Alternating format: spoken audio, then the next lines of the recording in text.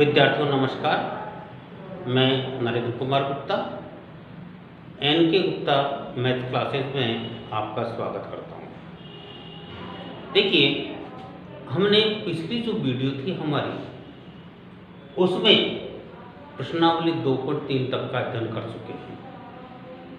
ये 2.4 की वीडियो है।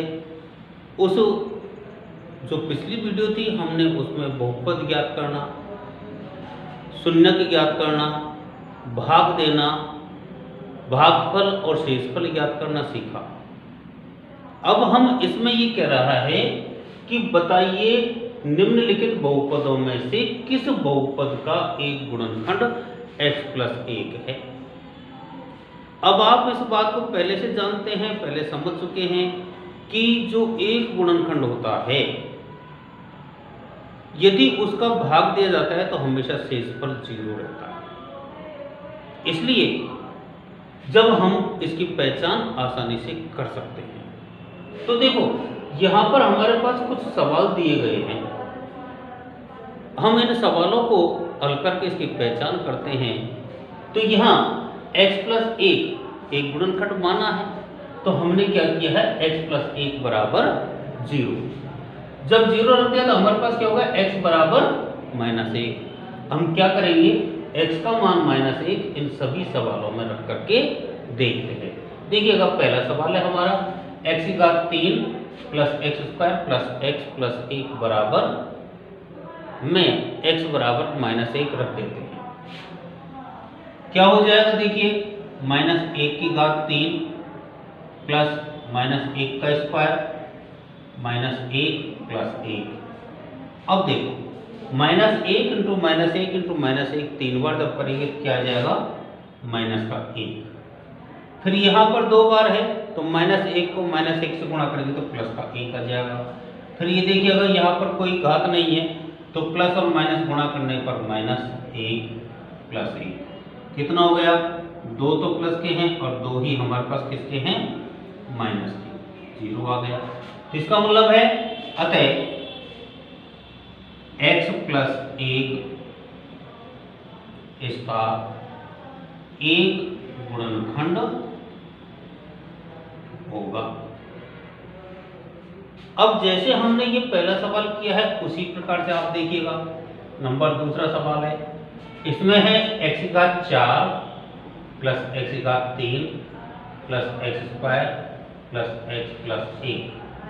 और हमें इस बात को पता है कि x बराबर -1 रखने पर, तो रख लेते हैं। क्या हो जाएगा, देखिएगा, ये -1⁴ प्लस -1�3 प्लस -1⁵ -1 और ये 1 क्या हो जाएगा, यहाँ पर घातें सम है इसलिए निशान किसका आएगा, प्लस का। यहाँ पर किसका है, माइनस का। फिर ये प्लस का और ये माइनस का, +1। अब आप देखिए, प्लस के तो हो गए 3 और माइनस के हो गए 2 बराबर 1। इसका मतलब है कि यहाँ एक हमारे पास में शेषफल बच रहा है। तो जब एक शेषफल बच रहा है तो ये क्या है, एक गुणनखंड नहीं होगा। अतः x+1 बहुपद का एक गुणनखंड नहीं है। आगे बात समझ में, ये एक गुणनखंड नहीं है। जैसे हमने इन दोनों को किया है वैसे ही अब हम आगे वाला भी करते हैं और देखते हैं। जो अगला सवाल है हमारा इसी का तीसरा नंबर का, x4 + 3x² + 3x² + x+1।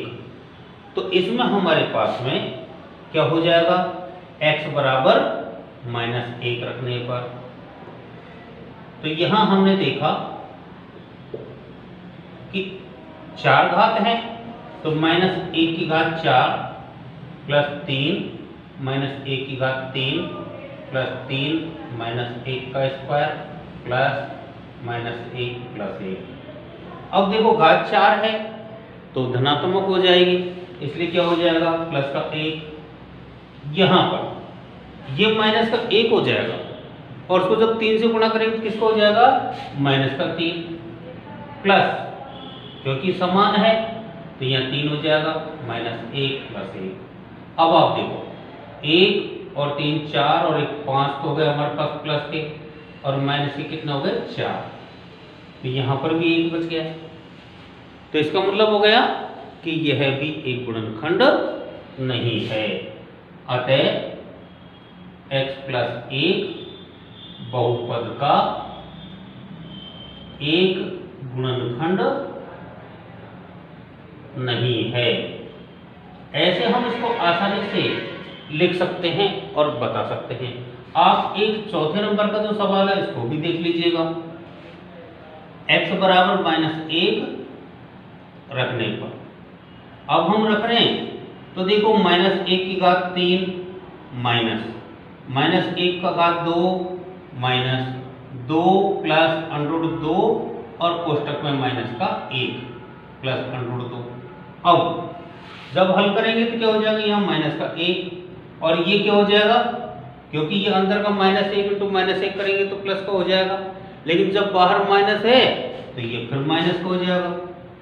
Minus यहाँ पर देखिएगा, आप देख रहे हैं कि ये जो माइनस का चिन्ह है ये इस माइनस से गुणा हो जाएगा तो प्लस हो गया, और 1 से जब हम इसको खोलेंगे तो हमारे पास क्या हो जाएगा, 2 + √2। अब देखो जब ये हमारे पास में है तो आगे वाला क्या है, प्लस का √2। अब क्या करना है, देखिए ये हमारे पास माइनस के हो गए तो माइनस के 2 और प्लस के 2 और यहाँ पर प्लस के 2 √2। यहाँ क्या हो गया, ये तो कट गया प्लस वाले से माइनस वाला, और क्या बच गया 2 √2। ये हमारे पास शेषफल बच गया। अतः क्या हो जाएगा, यह भी इस बहुपद का एक गुणनखंड नहीं है। लेकिन अगर मान लीजिए यहाँ पर ये जो प्लस का चिन्ह है इसकी जगह अगर माइनस का चिन्ह होता तो शायद है कि ये संभव हमारे पास में होता। अब देखो, अब ये पहला सवाल हमारा हो गया। अब हम दूसरा सवाल देखते हैं। ये जो हमारा सवाल नंबर 2 है, इसमें हमारे पास ये कुछ सवाल दिए गए हैं और इसमें कह रहा है कि gx है वो px का एक गुणनखंड है या नहीं। हमको इस बात को बताना है, तो आप इस बात को देख रहे हैं कि जो px है ये हमारे पास में और gx यहाँ है, तो gx है वो एक गुणनखंड है या नहीं। तो आपको मैंने बात बताई थी पिछले सवाल में कि यहाँ माना नंबर, हम पहला नंबर कर लेते हैं, माना gx x + 1 = 0 है।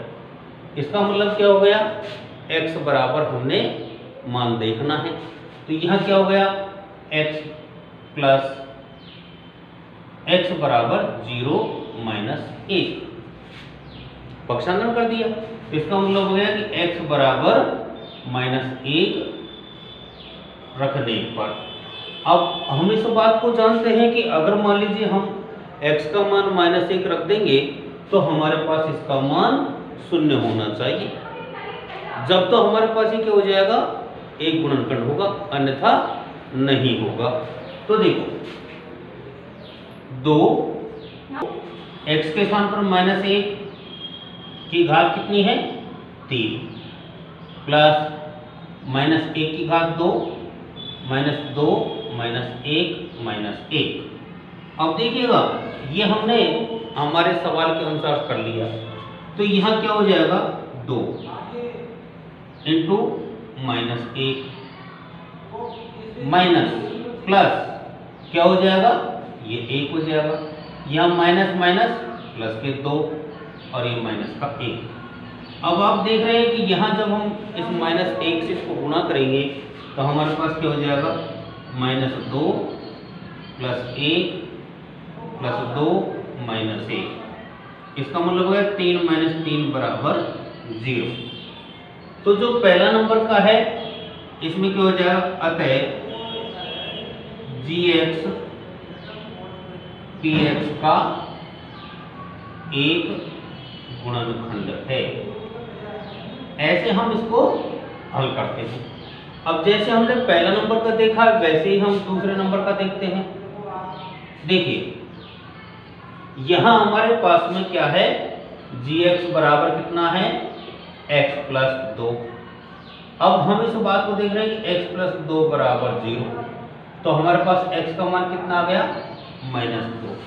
अब हम इसको रख लेते हैं, देखिएगा तो हमारे पास में कितना हो गया, ये px बराबर कितना है, देखिएगा x का 3 plus 3x square plus 3x plus 1। तो देखो कितना हो जाएगा, माइनस का 2 की घात 3 प्लस 3 माइनस 2 का वर्ग प्लस 3 माइनस 2 प्लस 1। अब माइनस 2 को 3 बार जब अपन करेंगे हल तो हमारे पास कितना आ जाएगा, माइनस के 8। ऐसे ही हम -2 इंटू -2 करेंगे तो प्लस के 4, और 4 को जब 3 से गुणा करेंगे तो प्लस के 12, और ये माइनस के 6 प्लस 1। देखो कितना हो गया, 12 और 1 13, और इधर कितना हो गया, 8 और 6 14। इसका मतलब हो गया कि हमारे पास माइनस का 1 बच गया।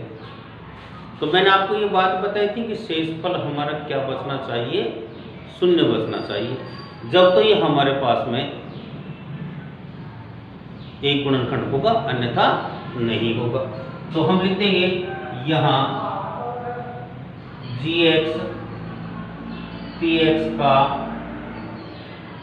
एक गुणनखंड नहीं है। अब देखिएगा जैसे अपन ये 2 भाग किए हैं वैसे के वैसे हमको तीसरा भाग करना है, और तीसरे भाग को आपको हल करना है। इस वीडियो में हम इतने ही सवाल करेंगे। अगली वीडियो में अपनी फिर मुलाकात होगी, तब तक के लिए धन्यवाद।